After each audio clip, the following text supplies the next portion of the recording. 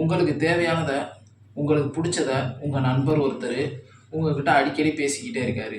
அவர உங்க வட்டாரத்துல எல்லாருக்குமே புடிச்சிருக்கு. அவர் எல்லாருக்கும் புடிக்கிறது மாரி தான் நடந்துக்குவாரு, புடிக்கிறது மாரி தான் பேசுவாரு. நடுநிலைமையோட இருப்பாரு. உங்களுக்கும் இன்னொருத்தருக்கும் சண்டை நடந்துச்சுன்னா, 2 பேருக்கும் பொதுவான ஒரு கருத்த சொல்லி 2 பேரையும் பிரிச்சு விடுவாரு. உங்கள்கிட்டயும் அன்போட பேசுவாரு. உங்களுக்கு ஆப்போசிட்ல இருக்கிறவங்கள்ட்டயும் அன்போட தான் பேசுவாரு. அப்படிப்பட்ட ஒருத்தர்கிட்ட நீங்க கூட இருக்கணும்னு விரும்புறீங்களா? நானா இருந்தா கண்டிப்பா விரும்ப மாட்டேன். என்கிட்ட அன்போட பேசி தோள்ல கைய போட்டு கூட்டிட்டு போய் அறிவுரை பண்ணி விட்டுறாரு. அதே மாதிரி அவன்கிட்டயும் போய் தோள்ல கைய போட்டு அன்போட பேசி அறிவுரை பண்ணி விடுறாரு. சரிங்களா? ஒரு சூப்பர் விஷயம் தான் அது. சரியான கருத்துக்கள நம்மகிட்ட குடுக்குறாரா? என் மேல தோள்ல கைய போட்டுக்கிட்டு அவர் என்கிட்ட பேசின விஷயங்கள் சரியானதா? அப்படின்னு நான் யோசிச்சு பார்ப்பேன். எனக்கும் இன்னொருத்தவங்களுக்கும் சண்டை.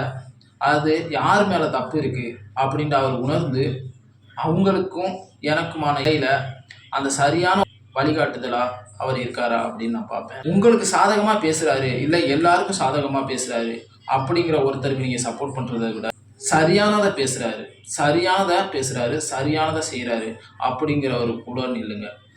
இல்ல உங்களுக்கு சரியானத பேசுறத விட, உங்களுக்கு தேவையானத பேசுறவர் தான் முக்கியம் அப்படின்னா, பேசுறத கொஞ்சம் தள்ளி வச்சுட்டு, உங்களுக்கு தேவையானத செய்றாரா? உங்களுக்கு தேவையானத செயல்ல காட்டுறாரா? அப்படின்னு பாருங்க. உங்களுக்கு தேவையானத 10 விஷயத்துல 1 விஷயத்த பண்ணா கூட நீங்க அவர் கூட இருக்கலாம். ஆனா உங்களுக்கு தேவையான 10 விஷயங்களையும் பேசுறவர் கூட நீங்க நிக்காதீங்க. சரிங்களா?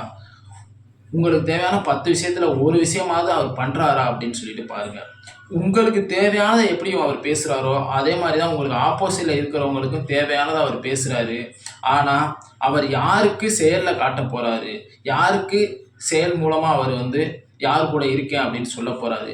அப்படிங்கிறத நீங்க சிந்திச்சு பாருங்க. நீங்க அவர் கூட இருங்க.